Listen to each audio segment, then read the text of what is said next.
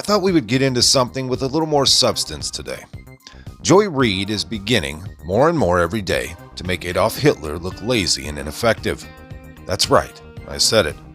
Now there's a certain segment on the left, the black leftist elitists, in the media and social media, that I would like to focus on in this video.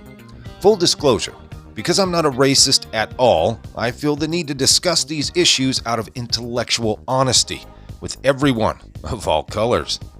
So with that being said, these black leftist elitists, or BLEs, I kind of like that. Anyways, they feed off the trough of racial hysteria almost daily at this point in the revolution, and if the white folks in their circles don't nod and play along, they are instantly kicked out of this disgusting, woke, racist club.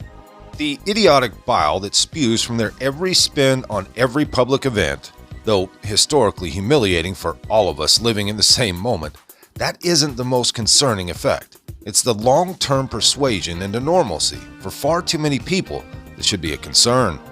Historically, these are the low IQs of social movements. Their bold, idiotic generalizations are taken in by the masses as unique perspectives and given an authority, an almost academic credibility, so warped and undeserved or warranted. You see, this kind of hype-based rhetoric has historically created the unexplainable actions of some of the worst periods in human history, those "what the hell were they thinking" moments. In short, as you'll understand by the end of this video, people like Joy Reid should be limited in responsibilities in Western society to positions like refilling Diet Cokes at truck stop cafes along interstates. No disrespect meant to truck stops or waitresses anywhere. She really should be destined to spending most of her life scrolling through whatever version of Facebook is popular, stuck in this Hollywood mass media gossip echo chamber, hyper-focused on the real things that matter, like Lady Gaga's dog nappers. Now we're going to start off with an article out of Red State. We'll be going back and forth from article to make the final points. It will be a little busy, but it's worth it, and we should be fine. Before we dive into this, let's take a quick commercial break. I also want to thank everyone for all your support after the main channel was taken down and monetization obviously eliminated, at least for now, fingers crossed. The support is needed now more than ever. Also, if you haven't, please subscribe. Part of the advertising qualifications is reaching 1,000 subscribers, so we've got a little bit of work to do. Maybe tell a few friends. Okay, I'm going to shut up now and start the commercial. After that winter wake-up call and the breakdown of the power grid, nobody can deny we're all quite vulnerable. We saw power grid failures, and severe weather made the food supply chain come to a grinding halt in many parts of the country. And whenever that happens, people suffer. That's why it's smart and fairly easy these days to prepare in advance for those disasters by stocking up on long-term storage emergency food. Food that stays fresh for up to 25 years, so you never go hungry. I strongly recommend My Patriot Supply, America's leader in self-reliance. They're the only source I use for emergency food planning. And now you can save $50 off a 4-week supply of delicious meals that give you 2,000 plus calories a day. That's what you'll need to survive the next disaster, and saving $50 is impossible to pass up, but supplies are limited, so go to preparewithresurgence.com and stock up now. That's preparedwithresurgence.com. Or hit that link in the description box and enjoy the peace of mind that comes with being prepared today. You know, all in all, those meals were a pretty good gift idea. 25 years is a long time. I gave some out over the holidays and had a pretty good response. Just saying. Okay, where were we? As observed by the Daily Caller on Wednesday, Joy, the MSNBC host, commented on a tweet by Morgan State University Communications and Journalism professor Jason Johnson. Dr. Johnson was referring to a post by former New York Times contributor Barry Weiss. Barry recently penned an op-ed for Deseret.com titled "The Self-Silencing Majority in Red America and Blue America, an Epidemic of Self-Censorship is Threatening Democracy." She wrote of Democrats in Republican areas avoiding topics such as Ted Cruz, voting machines, and the election in 2020. Now that, I'm sure, was welcome with open arms, but then she flipped the coin. Here's a little bit of what she said.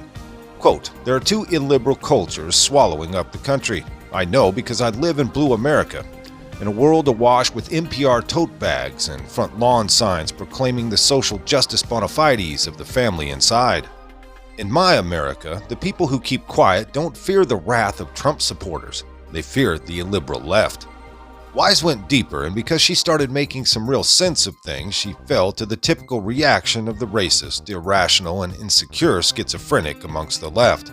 She went on to say that according to new illiberalism, the past cannot be understood on its own terms, but must be judged through the morals and mores of the present. Education, according to this ideology, is not about teaching people how to think. It's about telling them what to think. All of this is why William Paris, a UCLA lecturer and an Air Force veteran, was investigated because he read Martin Luther King Jr.'s letter from Birmingham jail out loud in class. It's why statues of Ulysses S. Grant and Abraham Lincoln were torn down last summer. It's why a school district in California has banned Harper Lee's To Kill a Mockingbird, Mark Twain's The Adventures of Huckleberry Finn, and John Steinbeck's Of Mice and Men. It's why the San Francisco School Board just voted to rename 44 schools, including ones named after George Washington, Paul Revere, and Dianne Feinstein.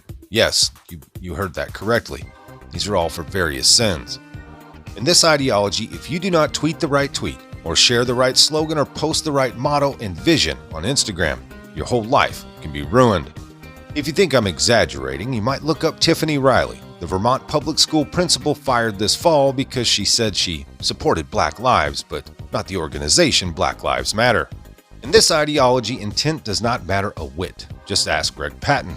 This fall, the professor of business communications at USC was teaching a class on filler words like and like and so forth for his master's level course. In China, he noted, the common pause word is that. So in China, it might be. He then went on to pronounce a Chinese word that sounded like, in English, a racial slur.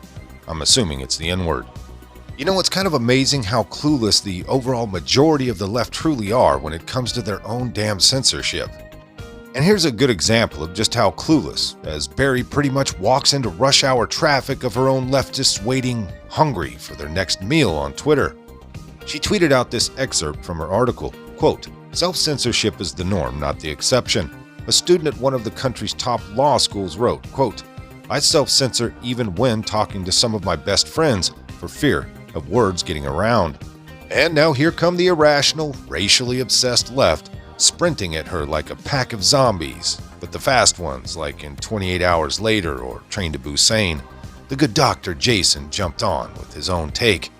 He responded, quote, "Yes, because code switching, mask wearing, and all the other hoops that black people have to go through to appease enough of the majority to even, in all caps, get into law school isn't the issue. But censoring yourself from saying the N-word amongst friends is," end quote. You could easily see the full-blown manipulation of racial identity here. It's become so predictable and nauseating. It's pathetic. And now here come the social media pats on the back from the like-minded mindless. In one of the replies to the good doctor's racialization of everything, someone said, "White people have no idea how often POCs have to be their second or even third selves just to survive in the professional world. Now they have the gall to whine because people call them out for using a racial slur. Maybe they should consider censoring that self." Now, I don't have enough time to respond to every tweet I'm showing here, but let's just say that last tweet was so earth-shatteringly stupid we should be concerned as to the welfare of our entire civilization. In another example of how leftism, the real virus we face today, is affecting common sense and just overall rational behavior, Lisa for the Truth tweeted out, "I can't follow what she's saying here. Might this be why the New York Times let her go?"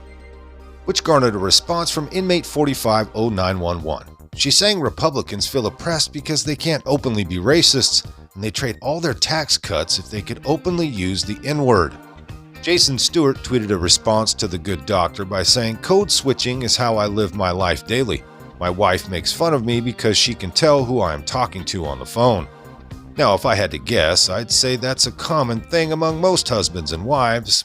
Okay, back to the racism. Okay, here's another doozy. It's as if these people are asking, why y'all trying to make being racist, sexist, misogynist, homophobic, xenophobic, etc. so darn difficult? I miss the days when there were no outcries against such things. Oh, the freedom. And eventually, Joy Reid joined in on the dog pile. This brilliant woman schooled the internet on the N-word and those who favor smaller government. She tweeted out, quote, "I'll say it again. People on the right would trade all the tax cuts for the ability to openly say the N-word like in the good old days." Check out the irony in the first two words of this next sentence. To them, not being able to be openly racist and discriminatory without consequences is oppression. Trump is the avatar for this freedom. Avatar. That's so 2015. Here's another quote from Reid concerning vaccines and reopening in Texas and Mississippi. Quote, "There is a term called necropolitics, which is essentially the politics of who gets to live and who gets to die.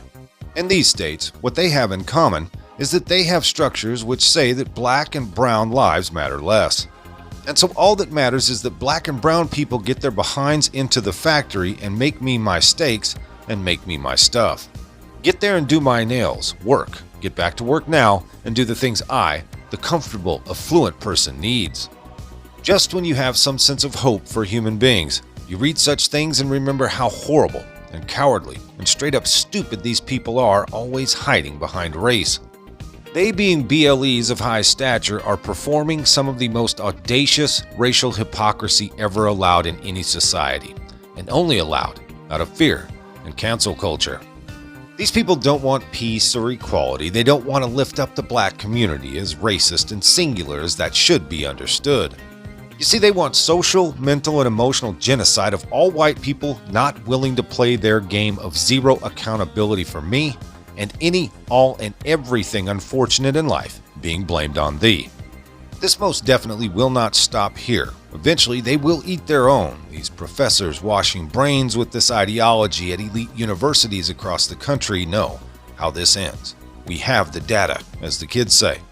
This clown propped up at MSNBC as their trophy black female host, who was caught red-handed messaging some very hardcore anti-gay, anti-LGBT hate speech not too long ago, is a complete and utter idiot that will never say anything or do anything of value for mankind on either side of the aisle.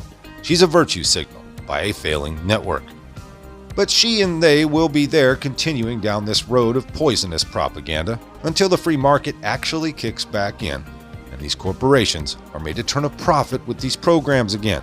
Until then, do the best you can to keep friends and family away from them at all costs. Most of this was found at redstate.com. If you liked it, hit that like button, subscribe if you haven't, leave a comment down below. There's a PayPal link in the description box, so please put $1 in the bucket on the way out the door. I'd like to thank everybody for all your donations. They're much needed and much appreciated. Now, with all that being said, we'll see you next time. Come on, move. Move. Easy, easy.